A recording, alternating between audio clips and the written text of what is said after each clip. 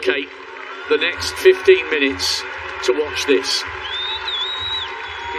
An utterly staggering lineup for this men's 5,000. Nicholas Kipkorir, fastest man in the world this year, won the Rome Diamond League, just off the podium in Tokyo.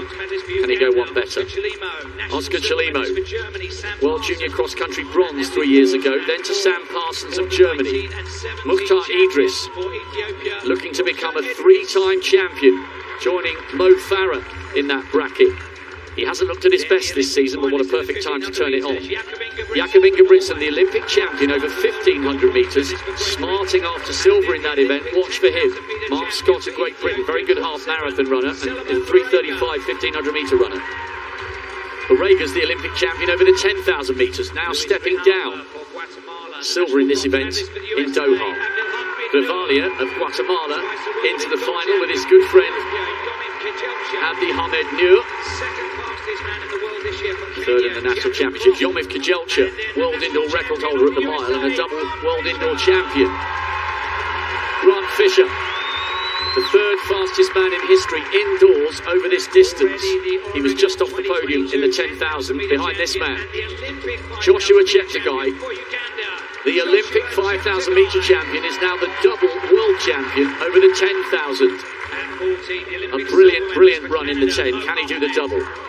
Mo Ahmed was just behind Cheptegei for Canada in the Olympic Games in this event last year, and Daniel Ebenyo was 5th behind Cheptegei in the 10,000 metres.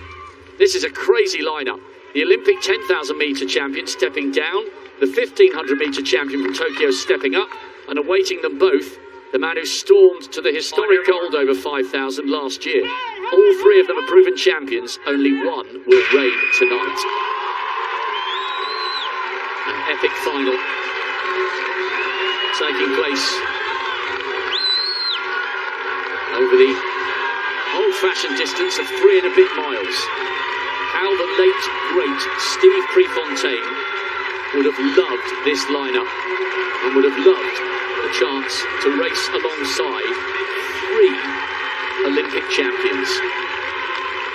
I mean, as a script ahead of a final, Dan, it's pretty unusual in any cycle of 4 years to have 3 current Olympic champions all going up against each other and all with an equal case for being good enough to take this title. It's a unique situation here over the 5,000 metres. These fans love it, absolutely. You know, they get a little anxious when they see nothing but straightaway events and field events. They want these athletes to run some laps. That's when the fans really come alive. And I think when you think about planning a major championship here in this stadium, the directors, they want to hear a sound. And they only really hear that sound when the distance races go on. And it's, I think, one of the things that makes Eugene so special is the fact that they are very knowledgeable fans, but they love distance running probably more than anything else in this town. And we will both just go quiet for a moment so you can listen to the noise greeting these men after only 2 laps. Listen to this.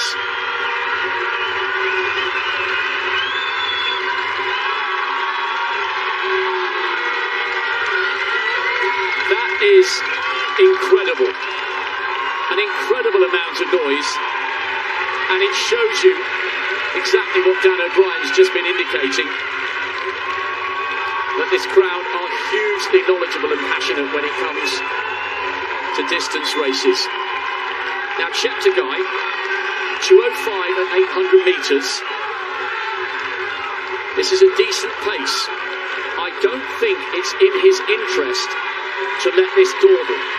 We very much enjoyed the women's 5 yesterday, Dan, and because it was so slow and tactical, it played into the hands of Gudaf Sege, the 1,500 metre specialist, who was too good for all the wonderful female athletes who also stepped down from the 10,000 metres. He's got to make this an honest pace, and he is. What are we there? 2:36. It's low 13s, and that's why they're a little bit strung out. Of course, he's capable of running much faster, but he's not dawdling, and I think that's quite significant. Well, and you know, with Grant Fisher up there near the lead pack, he's going to always try to keep an honest pace. through the mix zone after the qualifying rounds, and he said he had to keep it an honest pace. Too many guys were going to get an opportunity to have a sprint finish. Cheptegei having a little look over his shoulder. Honestly, the noise here, I know our sound crews are desperately fiddling around with the buttons to try and ensure that you get a true flavour of this. I'm having to turn my levels up and down in the commentary box because the noise is so loud up here in the stands. It's absolutely breathtaking considering that they're coming round now and they've still got 9 laps to go. Cheptegei now relinquishes the pacemaking duties. Looks to me like that's Jacob of Kenya now, 6th in Doha, 5th in the world indoors, and Jakob Ingebrigtsen in the middle of that pack. He's the distinctive tall figure in the bright blue with the streaks of red for Norway. Abenyo just coming wide on the outside, so Cheptegei's done his job. A little bit of a headwind they're running into there. You can tell by the way the vests are fluttering across their shoulders. Kip Korea is in 2nd place. He's the fastest man in the world this year with that very, very good run. Fantastic run and a great race in the Diamond League in Rome. Kop was 2nd in that race, which is why he's the 2nd fastest man in the world this year. You can make a case, I know you can always say any finalist, anybody qualifying for a final on the track or the field is good enough to win it, but this is so hard to predict, Dan, such as the strength and depth. You could make a very, very good case for 7 or 8 of these men to be joint favourites for the gold. This is absolutely wide open. Well, and here at the beginning of the race as well, what did we see the Ethiopian women doing? All 3 of them up there controlling the pace, blocking for one another. And now we see the Kenyans all working together. And you know, there are no rabbits in championship racing, but there are some sacrificial lambs and a lot of team tactics. 2:41, they slowed on that 2nd kilometre. The first was about 2:35, 2:36.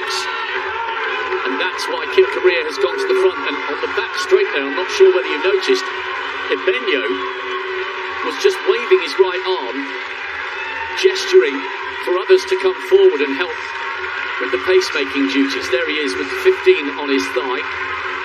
Daniel Abenyo, who wasn't too far away from the podium in the 10,000 metres. Cheptegei, the reigning champion, just has a little look over his shoulder on the left of picture there with Ingebrigtsen paying close attention. And you know what? I haven't mentioned Solomon Barega once. He is a very, very canny racer. He's amongst the smallest in that field. He's just in front of Mohamed Ahmed of Canada, right in the centre of your picture, just behind Cheptegei, who's got that vest. And look at that. Ingebrigtsen has just run into, he's just run into about lane 5 or 6 to get a drink. And while he was doing that, he was gesturing to the crowd to make more noise. So he's now tucked back in, and we saw him doing that in the heats so long ago now. I can't remember if you were sitting alongside me, but Ingebrigtsen, Dan, was pushing his arm up, wanting more noise from the crowd, and I think he was doing it in the back straight. Well, after the 1,500 meters, he gave Jake Wightman his due, but he said he was embarrassed by that silver medal. Said that he thought that he should have run better, but he just didn't look like he didn't have the sting in his legs that he normally does in the last 200 meters. And he has just run very, very close to Steve Cram's European record over the mile in Oslo. And the longer this pace goes on as a steady rather than a fast tempo, the more and more likely it is that it plays into his hands. Now he's coming across once again for a drink. It's obviously very, very hot. It's unusual for these guys to take a drink in a 5,000 metres. Cheptegei did the same. Discards the drink now. 1 or 2 heels getting clipped. Abenyo just had to put his arms out there as if to say, right, hang on, I don't want to fall. Gravalia loves leading, but he's tucked in on the inside, and Ingebrigtsen now in 2nd place. Grant Fisher still going well. He was bidding to become the first American to win a medal in that event, and he was just off the podium in the 10, finishing in 4th place. And this is steady again. No one's really prepared to do the work here, and that's why there hasn't been anyone dropped from this group. 8:04 at 3,000 metres. So they've now drifted. Earlier on they were running sort of, 13:04s, 13:05s. They're now on 13:20 pace. Great work by our director and all our camera crew just to try and give you a flavour as to how feversome the atmosphere is here. And they're not just cheering for Grant Fisher, they're cheering for the quality of the athletes before them. This is a staggering lineup, it really is. Again, I wasn't sure whether Ingebrigtsen might have been exchanging a word or two with Ibenyo there. And he just motioned to him with his right arm. They're running so close together, and this is exactly the kind of scenario where heels get clipped and athletes go down. As Kip Korea looks over his shoulder, wants a little bit of help with the pacemaking, and then look at this, they're running. Well, Cheptegei's running almost out in lane 3, and they're jostling and bumping each other. As Kip Korea goes to the front, and Dan, this is turning into the kind of race we saw yesterday, and that worked out brilliantly for the 1500 metre specialist Gundaf Sege. Is history going to repeat itself? I think that's a rhetorical question, right, Rob? Yes. I wasn't expecting you to suddenly give me the 1, 2, 3 for the end of the race, but it's interesting, isn't it, that those guys who are better at the 10 surely would have watched that race. A 65-second lap, and again, they're getting slower rather than quicker, but surely those who don't feel they've got the raw speed to run a 53.2 on the last lap, it's in their interest to go to the front. And interesting to see Mark Scott of Great Britain just being dropped and the Germans struggling. So it's obviously very, very warm out there. Sam Parsons has drifted off the back of the pace, and Jakob Ingebrigtsen went for a drink. And how about that from Kip Korea? Gives Joshua Cheptegei a little shove in the side and says, right, okay, I'm going to get to the front here, because if one of us doesn't do something about this, we're playing into the hands of Jakob Ingebrigtsen. And how the Norwegians are desperate for a gold. They assumed he was going to win the 1500. They were hoping Warholm would recover from his hamstring problems to win the 4 hurdles. Both of them were victorious in Tokyo, but they have not tasted gold yet. And their hopes tonight rest on the young man who at the age of 21 has done just about everything. He's got world records, he's got the Olympic title, but he'd love a world outdoor crown. He now finds himself at the front. Ingebrigtsen was 5th in this race 3 years ago, but remember, he was only just a teenager then, and he wasn't as experienced as he is now.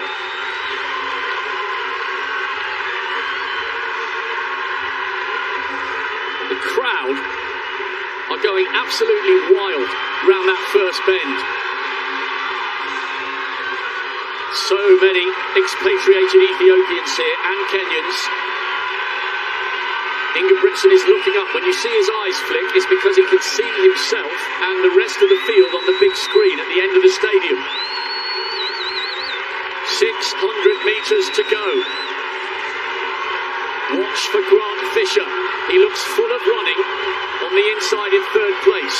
Cheptegei trying to get himself in a good position on the outside. Went to the front early on, but maybe the weather is a lot hotter than it appears.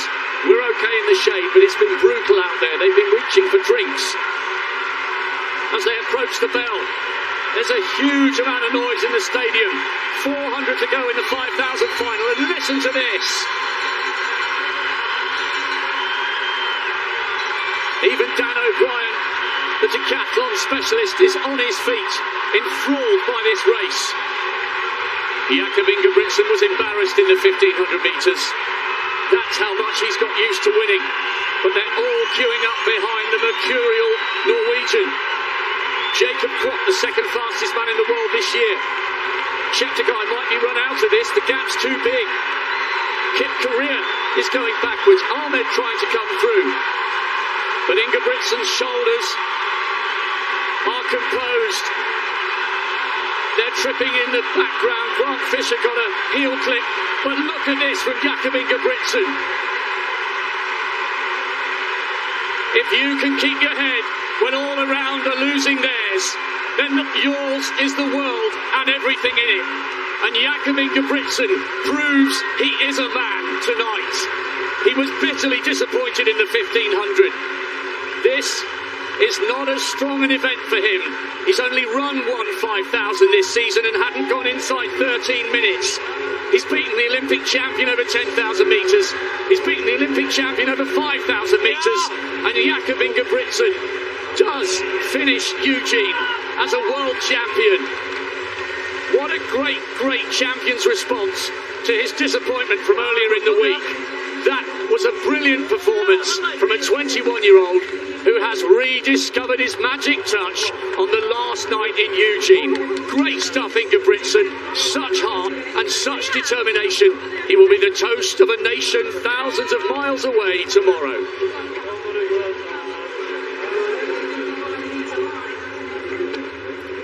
Wow, Rob, for the second night in a row, another exciting distance race. These crowds, we saw the far east grandstands weren't very full at the start of this meet because it's so hot over there, and I think people were just waiting